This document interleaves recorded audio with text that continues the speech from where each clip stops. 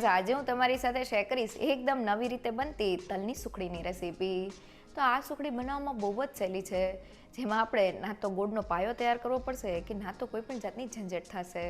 સુખડીને આપણે મિક્સર જારમાં તૈયાર કરશું અને તે ફક્ત 5 થી 7 મિનિટમાં તૈયાર થઈ જશે. સાથે સુખડી સ્વાદમાં બજારમાં જે તૈયાર માવા ચીકી મળે છે તેના જેવી એકદમ ટેસ્ટી અને મોઢામાં જ મૂકતા ઓગળી જાય તેવી તૈયાર થશે. તો તલ અને ગોળમાં કેલ્શિયમ ભરપૂર પ્રમાણમાં હોય છે અને શિયાળામાં આ તલની સુખડી એકવાર ચોક્કસથી ટ્રાય કરવા જેવી છે. તો ચાલો રેસીપી શરૂ કરીએ. નવી ટ્રીક સાથે સુખડી બનાવવા મેં અહીંયા તલ લીધેલા છે. તો વાટકીના માપથી 2 વાટકી અને વજનમાં 300 ગ્રામ જેટલા મેં સફેદ તલ લીધેલા છે. તેને ધીમા ગેસ પર થોડા શેકી લઈએ. તે લગભગ 2 મિનિટ જેવું થઈ ગયું છે અને તલ થોડા શેકાઈ ગયા છે. તો હવે મેં અહીંયા 1/4 કપ જેટલા કાજુ અને 1/4 કપ જેટલી બદામ લીધેલી છે. તો મેં ટોટલ અડધા કપ જેટલું ડ્રાય ફ્રૂટ લીધેલું છે. તેને એડ કરીને તલ સાથે સારી રીતે શેકી લઈએ. તો તલને શેકતી વખતે આપણે ગેસની ફ્લેમ જરા પણ હાઈ નથી રાખવાની. તેને મીડિયમ ટુ લો ગેસની ફ્લેમ પર શેકશું તો તે બધી જ બાજુથી એકદમ સારી રીતે શેકાઈ જશે. તો લગભગ 4 થી 5 મિનિટ જેવું થઈ ગયું છે અને તલ એકદમ સારી રીતે શેકાઈને તેમાંથી આ રીતનો ચટકવાનો અવાજ આવવા લાગ્યો છે. તો હવે ગેસની ફ્લેમ બંધ કરી દઈએ અને મિક્સરને ઠંડુ કરવા માટે એ મિક્સિંગ બાઉલમાં કાઢી લઈએ. તો તલને શેકવાથી તે એકદમ ક્રિસ્પી તૈયાર થાય છે. અહીં આપણે તલને ત્યાં સુધી શેકવાના છે જ્યાં સુધી તેમાંથી ચટકવાનો અવાજ ન આવવા માંડે. તલને શેકતી વખતે આપણે એ વાતનું ખાસ ધ્યાન રાખવાનું છે કે આપણે તેને બ્રાઉન જરા પણ નથી કરવાના. જો તલ વધુ પડતા શેકાઈને બ્રાઉન થઈ જશે તો સુખડીમાં તેનો કડવો સ્વાદ આવશે. અહીં આપણે તલ સાથે થોડા કાજુ બદામ પણ એડ કરેલા છે. કાજુ બદામ જ્યારે તલ સાથે ગ્રાઇન્ડ થશે ત્યારે સુખડીનો સ્વાદ એકદમ માવા ચીક્કી જેવો આવશે. અહીંયા 2 વાટકી તલ સાથે મેં ફક્ત અડધી વાટકી જેટલા જ કાજુ બદામ લીધેલા છે, જે એકદમ પરફેક્ટ છે. અહીંયા કાજુ બદામ સિવાય તમને ભાવતા કોઈ પણ ડ્રાયફ્રૂટ તમે એડ કરી શકો છો. અને હવે સુખડી માટે તલને ગ્રાઇન્ડ કરવા મેં નાની સાઇઝનું મિક્સર જાર લીધેલું છે, જેથી તલ એકદમ સારી રીતે ગ્રાઇન્ડ થઈ જાય. તલ અને ડ્રાયફ્રૂટના મિક્સરમાંથી થોડું મિક્સર એડ કરી દઈએ. તો તલમાં તેલનું પ્રમાણ રહેલું હોય છે, એટલે આપણે મિક્સર જારનું ઢાંકણ બંધ કરી દઈએ અને મિક્સરના આ રીતના રિવર્સ બાજુ એટલે કે પલ્સ ઉપર ચાલુ બંધ કરતા જઈને તેને ગ્રાઇન્ડ કરી લઈએ.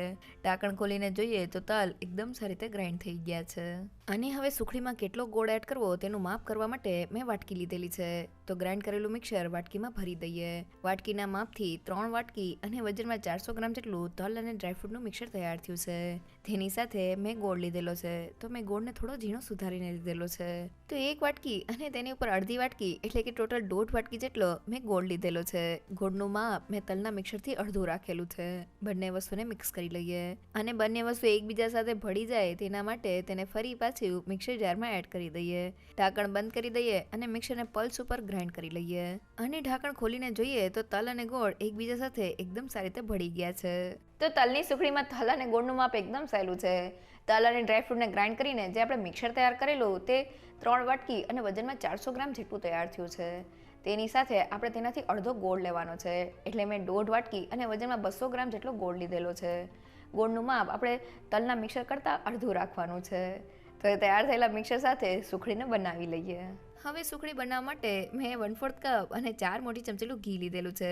ઘીને લીધે સુખડી એકદમ સોફ્ટ તૈયાર થાય છે. ગ્રાઇન્ડ કરેલા તલ અને ગોળના મિક્સરને એડ કરી દઈએ અને તેને ઘીમાં શેકી લઈએ. તો ગોળના પાયા વગર તૈયાર થતી આ સુખડી દરેક વખતે એકદમ સોફ્ટ તૈયાર થાય છે. અહીંયા આપણે મિક્સરને બસ ત્યાં સુધી હલાવવાનું છે જ્યાં સુધી ગોળ મેલ્ટ થઈ જાય અને મિક્સર ભેગું થઈ જાય. તો લગભગ 3 થી 4 મિનિટમાં જ આપણો ગોળ એકદમ સારી રીતે ઓગળી ગયો છે. ફ્લેવર માટે 1 ચમચી જેટલો સૂંઠ પાવડર અને 1 ચમચી જેટલો એલચી પાવડર એડ કરી દઈએ અને તેને સારી રીતે મિક્સ કરી લઈએ. તો બધી વસ્તુ મિક્સ થઈને પરફેક્ટ બાઇન્ડિંગ સાથે આપણું સુખડીનું મિક્સર તૈયાર થઈ ગયું છે. આપણે તેને ઓવરકુક નથી કરવાનું. ગેસની ફ્લેમ બંધ કરી દઈએ. અને હવે સુખડીને શેપ દેવા માટે મેં પ્લાસ્ટિક લીધેલું છે. તેની ઉપર થોડું ઘી એડ કરીને તેને ગ્રીસ કરી લઈએ.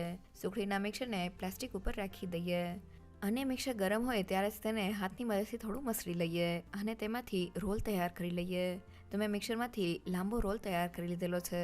તેની ઉપર થોડા શેકેલા સફેદ તલ અને થોડી પિસ્તાની કતરન એડ કરી દઈએ અને રોલ એકદમ સારી રીતે સેટ થઈ જાય તેના માટે તેને પ્લાસ્ટિકથી કોટ કરી લઈએ અને 30 મિનિટ માટે રહેવા દઈએ. તો લગભગ 30 થી 40 મિનિટ જેવું થઈ ગયું છે અને રોલને જોઈ લઈએ. તો રોલ સેટ થઈ ગયો છે. છરીની મદદથી તેને કટ કરી લઈએ. તો મેં સુખડીને કટ કરી લીધેલી છે. એક પીસને હાથમાં લઈને જોઈએ તો એકદમ દાણેદાર ટેક્સચર સાથે આપણી સુખડી તૈયાર થઈ છે. હાથેથી તોડીને જોઈએ તો તે મોઢામાં જ મૂકતા ઓગળી જાય તેવી તૈયાર થઈ છે. જેને બનાવી એકદમ સહેલી. તો ફક્ત 2 વાટકી તલમાંથી ડબ્બો ભરીને સુખડી બનીને તૈયાર થઈ છે. તૈયાર થયેલી આ સુખડીને એરટાઇટ કન્ટેનરમાં ભરીને બહાર 1 મહિના સુધી સ્ટોર કરી શકો છો. તો આપણી તલની સુખડી બનીને તૈયાર થઈ ગઈ છે. સુખડી સ્વાદમાં એકદમ માવા ચીકી જેવી ટેસ્ટી અને મોઢામાં જ મૂકતા ઓગળી જાય તેવી તૈયાર થાય છે. અહીંયા સુખડીમાં જે આપણે તલ અને ગોળને ગ્રાઇન્ડ કરીને મિક્સર તૈયાર કરેલું તેને આપણે ધીમા ગેસ પર ફક્ત 3 થી 4 મિનિટ માટે જ કૂક કરી લેવાનું છે, જેનાથી ગોળ એકદમ સારી રીતે ઓગળી જાય અને સુખડીનું મિક્સર બાઇન્ડ થઈ જાય. સાથે સુખડીનું મિક્સર ગરમા ગરમ હોય ત્યારે જ આપણે તેમાંથી રોલ તૈયાર કરી લેવાનો છે, જેથી તે એકદમ સરસ શેપ લઈ લે. અહીંયા જો તમારે સુખડીનો રોલ તૈયાર ના કરવો હોય તો તમે સુખડીને થાળીમાં પાથરીને તેના સ્ક્વેર પીસ પણ કરી શકો છો અથવા તો તેના લાડુ પણ તૈયાર કરી શકો છો. સાથે જો તમે સુખડીનો રોલ તૈયાર કરતા હોય અને કોઈ પણ સમયે તમારો રોલ છૂટો પડી જાય તો મિક્સરમાં થોડું ગરમ ઘી એડ કરી દેજો. મિક્સર એકદમ સારી રીતે બાઇન્ડ થઈ જશે અને પછી તેમને થાળીમાં ઢાળીને તમે તેમાંથી સુખડી તૈયાર કરી શકશો. તૈયાર થયેલી આ સુખડીને તમે કોઈ પણ એરટાઇટ કન્ટેનરમાં ભરીને 1 મહિના સુધી બહાર રાખી શકો છો. તે જરા પણ બગડતી નથી. તલની સુખડીની આ રેસીપી જો તમને ગમી હોય તો મને કમેન્ટ સેક્શનમાં જરૂરથી કહેજો. સાથે મારા વિડીયોને લાઇક અને ફ્રેન્ડ્સ અને ફેમિલીમાં શેર કરજો અને મારી ચેનલને સબસ્ક્રાઈબ કરવાનું ના ભૂલશો. તો ફરી મળીએ એક નવી રેસીપી સાથે.